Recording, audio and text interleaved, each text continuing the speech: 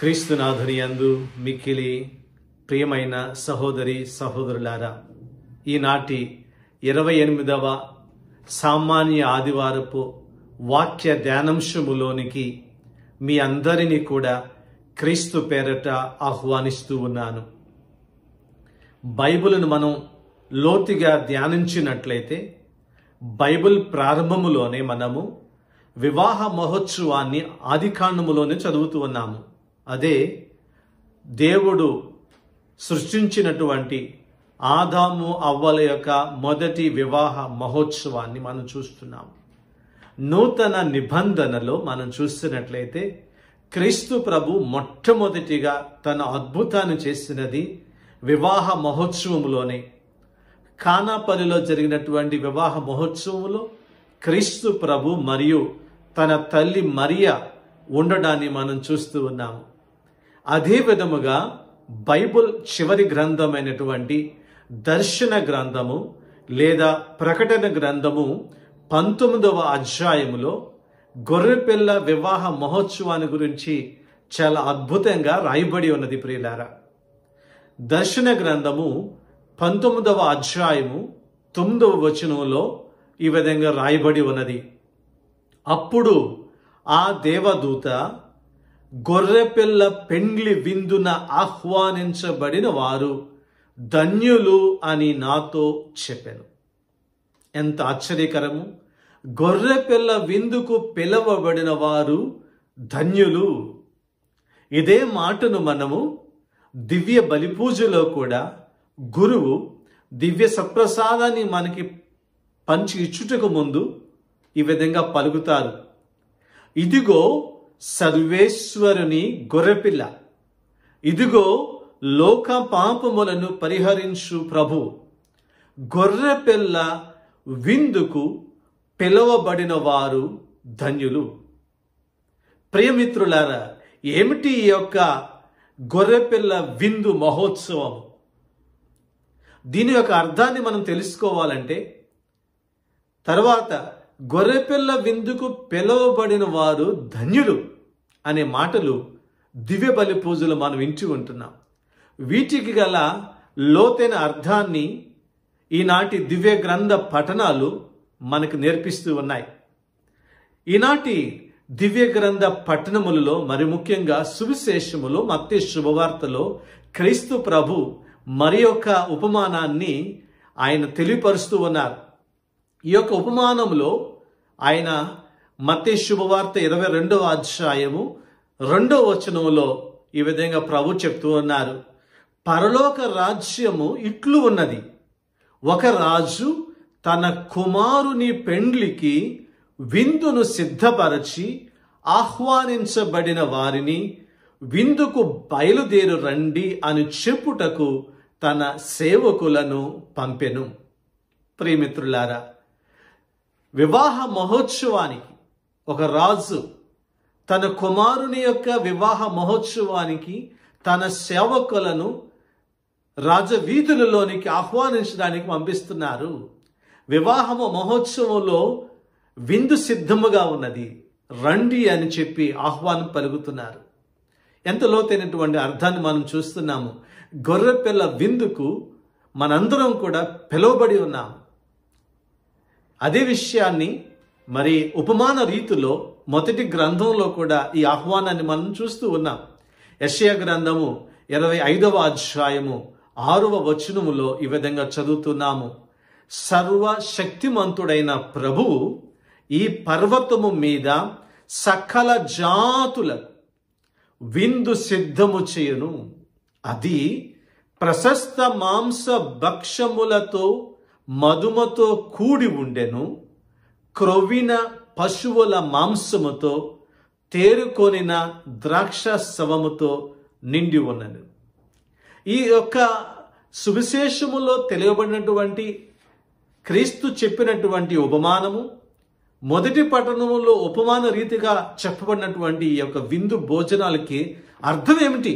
ఏమిటి విందు? ఈ రాజుగారు తన కుమారుని వివాహ మహోత్సవంలో చేస్తున్నటువంటి విందు యొక్క లోతైన అర్థం ఏమిటి మనం చూస్తున్నట్లయితే ప్రియులారా, అదే ఆ రాజు తండ్రి దేవునికి సారూప్యంగా ఉన్నారు. తన కుమారుని ఈ క్రీస్తు యొక్క గొర్రె పిల్ల విందు మహోత్సవానికి మనందరినీ కూడా ఆయన పిలుస్తూ ఉన్నారు. ప్రియులారా, ఎంత ధన్యులు మనం అందరం కూడా, ఎంతో భాగ్యాలు మనం పొందుకొని అన్న ప్రియులారా. ఈ యొక్క భోజనానికి అర్థం ఏంటి? ఈ యొక్క కుమారుని యొక్క విందు భోజనం, ఈ యొక్క ఉపమానాన్ని మనం లోతుగా చూస్తున్నట్లయితే, మరి ఈ ఉపమానాన్ని కూడా క్రీస్తు ప్రభు తాను మరణానికి ముందు మరి ఒక్కసారి గడిచినటువంటి ఆదివారములలో మనం ధ్యానం చేసినట్లుగానే ప్రధాన అర్చకులు పరిసయ్యులతో ఈ ఉపమానాలను తెలియపరుస్తూ ఉన్నారు.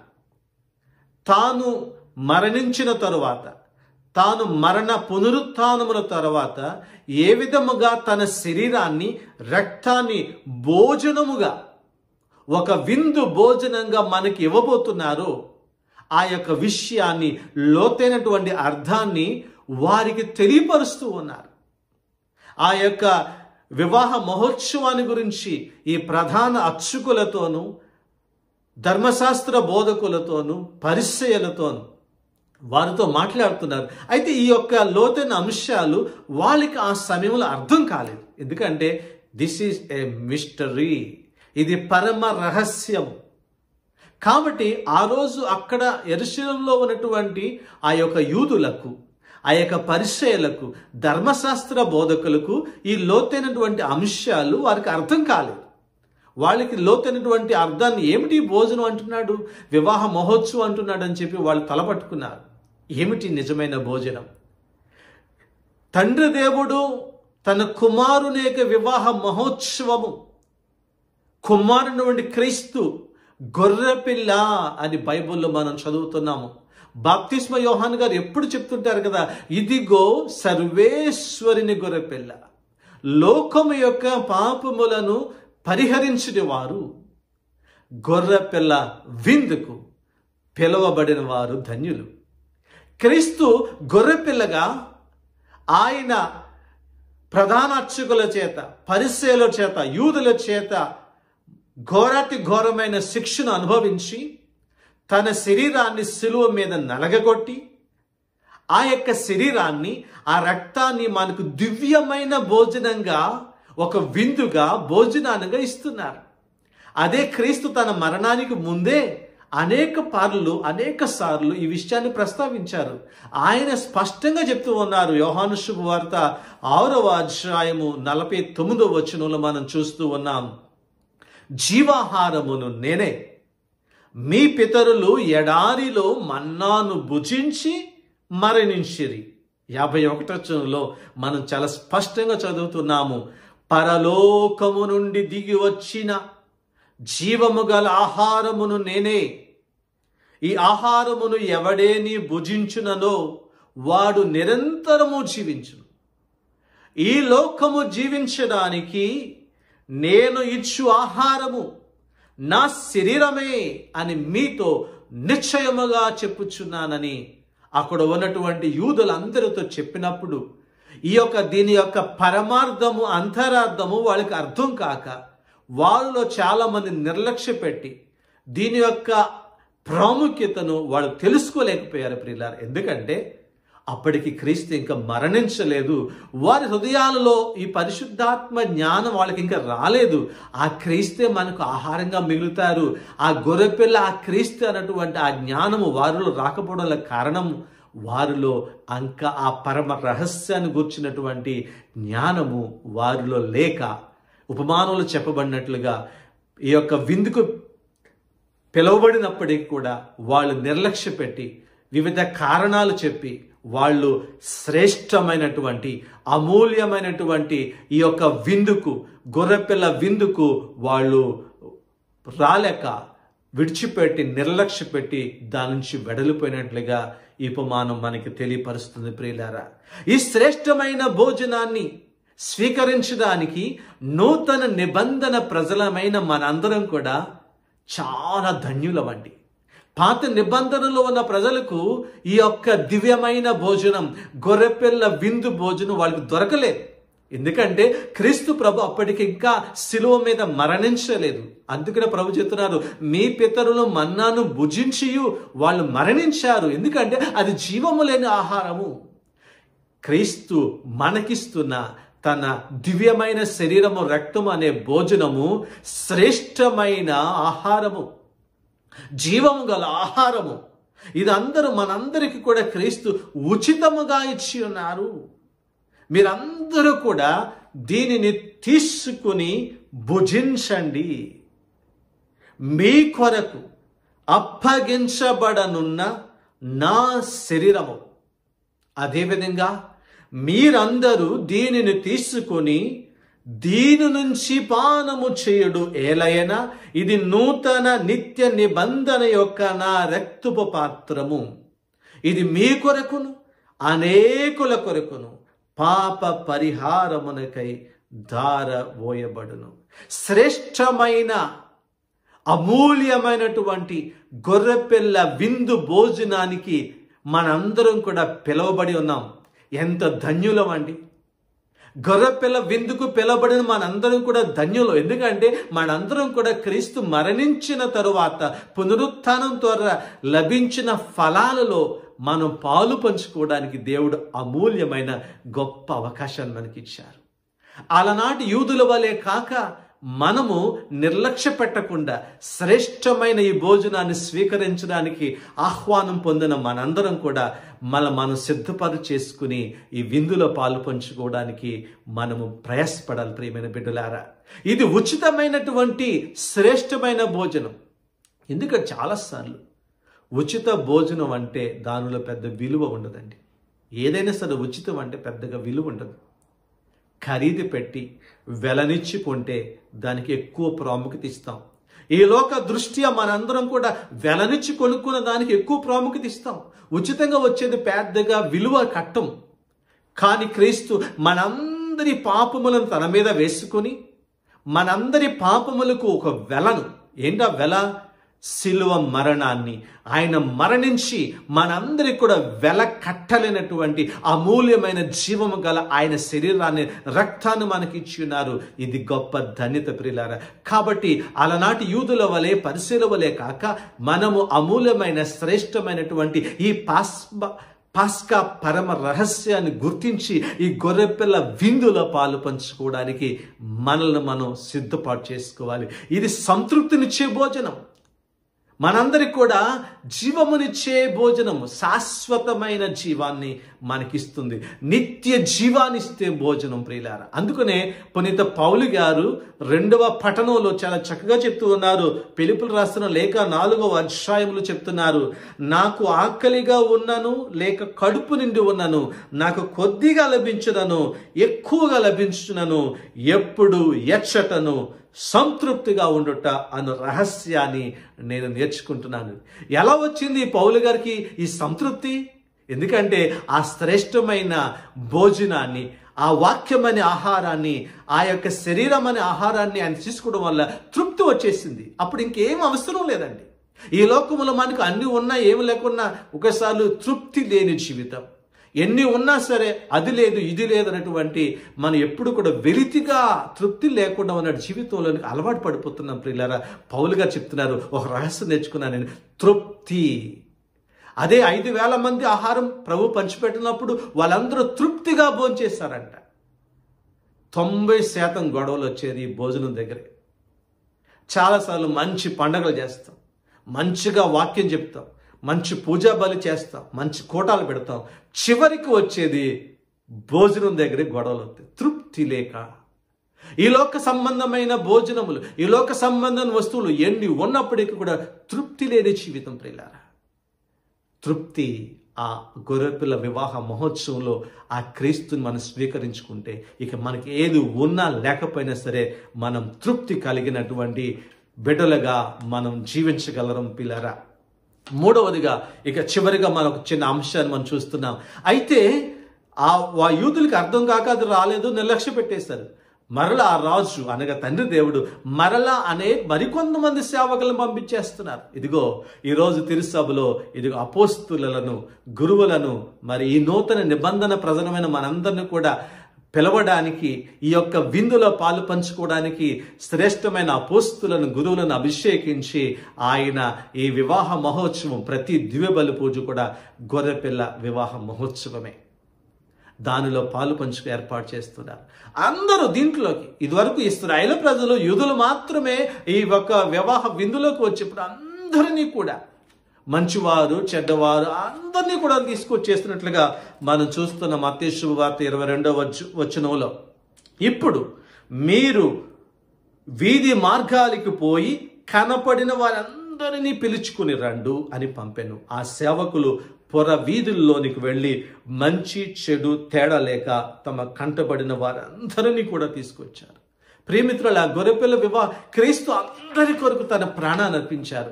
మంచివారికి చెడ్డవారికి అందరి కొరకు. క్రీస్తు ప్రభు క్రైస్తవులు మాత్రమే కాదు, క్రీస్తు శిలువలో అర్పించిన తన త్యాగబలి అందరి కొరకు. అందుకనే ప్రభు నేను పాపులను పిలవచ్చుడానికి అంటున్నారు. ఆయన అందరిని పిలవడానికి వచ్చారు. ప్రియులారా, మనలో మంచివారం చెడ్డవారు అందరూ ఉంటున్నాం, కానీ ఆయన అందరిని ఒకే రీతిగా ప్రేమిస్తున్నాడు. అందరిని కూడా రక్షించబడాలన్నటువంటి ఆయన ప్రేమ, అందరి కొరకు రక్షణ వస్త్రాన్ని ఇచ్చేసాడండి.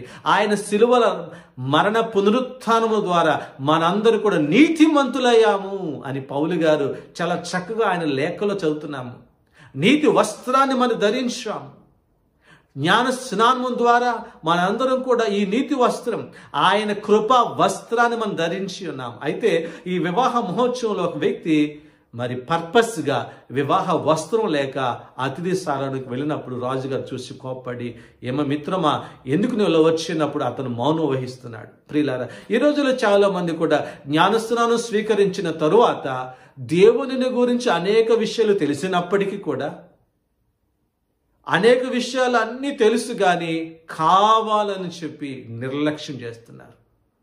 కావాలని చెప్పి నిర్లక్ష్యం, పర్వాలేదులే అని చెప్పి వెళ్ళిపోతున్నటువంటి మనుషులను చూస్తున్నాం. జ్ఞానస్నానం ద్వారా స్వీకరించినటువంటి ఆ నీతి వస్త్రాన్ని మలినం చేసి మరలా పాప జీవితంలోనికి, పర్లేదులే దేవుడు మంచివాడలే, ఆయన ప్రేమామయుడు కరుణామయుడు అని ఏం చేయడులే అని చెప్పేసి ఆయన ప్రేమను నిర్లక్ష్యం చేస్తున్న అనేక మంది బిడ్డలు ఉన్నారు. ప్రియులారా, ఈ యొక్క మనిషి, ఈ వ్యక్తి వివాహ వస్త్రం లేకుండానే నిర్లక్ష్యంగా పర్వాలేదులే ఏం కాదులే అని చెప్పేసి ఆయన సిద్ధపాటు లేకుండా వెళుతున్నాడు. చివరికి రాజుగారు కోప్పడి అతను మరి వెళ్ళండి అని చెప్పి ఒక నరకాగ్నిలోకి వెళ్ళినట్లుగా, పంపించినట్లుగా ఆయన అక్కడ పంపిస్తున్నట్లుగా మనం చూస్తున్నాం. ప్రియులరా, మన దేవుడు మంచివాడే, కరుణామయుడే, ప్రేమ గలవాడే. కానీ ఆ ప్రేమను, కరుణను నిర్లక్ష్యం చేస్తున్నట్లయితే, అన్నీ తెలిసి కూడా, జ్ఞానస్నానం తీసుకుని అన్ని వివరాలు తెలుసుకుని, క్రీస్తు ప్రభువును తెలుసుకున్నప్పటికీ తెలుసుకుని కూడా నిర్లక్ష్యం చేస్తున్నట్లయితే చాలా ప్రమాదంలో మనం పడతాం. ప్రియులారా, ఏ విధంగా ఈ వ్యక్తి వివాహ వస్త్రం లేకుండా నిర్లక్ష్యంగా మరి పాప జీవితంలోనే కొనసాగిస్తూ జ్ఞానస్నానం ద్వారా స్వీకరించినటువంటి ఆ నీతి వస్త్రాన్ని, ఆ నీతి వస్త్రానికి గుర్తుగా గురువు ఆ రోజు తెలుపు వస్త్రాన్ని మనకు అందజేస్తారు.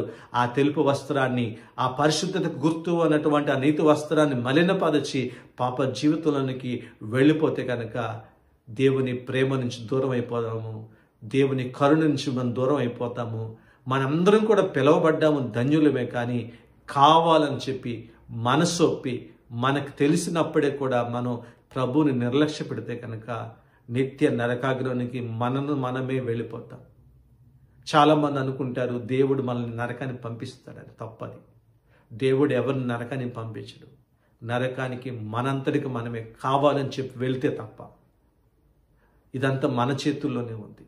ఎవరైతే దేవుని ఆ ప్రేమను, ఆ గొర్రెపిల్ల వివాహ మహోత్సవానికి పిలువబడి మనందరం కూడా రక్షించడానికి, దీనిలో పాలు పంచుకోవడానికి మనం పిలిస్తే కావాలని చెప్పి ఎవరైనా సరే వారంతటికి వారిగా మరి ఆ కరుణను, ప్రేమను నిర్లక్ష్యం చేస్తే, ఆ నిర్లక్ష్యమే మనను అనంతమైన ఆ ప్రేమ నుంచి దూరం చేస్తుంది. ప్రియులారా, ఎంతో పరమార్థంతో కూడినటువంటి ఈ యొక్క పెండ్లి వివాహ మహోత్సవాన ఈ ఉపమానాన్ని మనం ఈ యొక్క ఆదివారం ధ్యానించి ఉన్న ప్రియమిత్రులారా, ఒకప్పుడు తెలియలేదు ఆ యూదులకు, వాళ్ళు నిర్లక్ష్యం చేశారు. కానీ అన్నీ తెలిసిన మనం, అనేక విషయాలు తెలుసుకున్న మనం ఇంకా నిర్లక్ష్యం చేయకూడదు. నూతన నిబంధన ప్రజలం ప్రియులారా. గొర్రెపిల్ల విందుకు పిలువబడిన వారు ధన్యులు. మనందరం ధన్యత వహించాం. ఎంత గొప్ప అదృష్టం అండి ప్రియులారా. దివ్యబలి పూజలో పాలు పంచుకుని పాప సంకీర్తనం చేసి ఆ నీతి వస్త్రాన్ని మనం మరలా పునరుద్ధరింపచేసి పాప మలినాన్ని తీసివేసి ఆ గొర్రెపిల్ల వివాహ మహోత్సవంలో పాలు పంచుకొని ఆ క్రీస్తు శరీరాన్ని స్వీకరించి నిత్య జీవాన్ని పొందడానికి మనం ప్రయత్నం చేద్దాం. ఈ వాక్యం వినించిన మీ అందరినీ కూడా దేవుడు సమృద్ధిగా ఆశీర్వదించాలని, అనుగ్రహించాలని ప్రార్థిస్తూ ఉన్నాను. దేవుడు మీ అందరినీ కూడా ఆశీర్వదించునుగాక. God bless you all.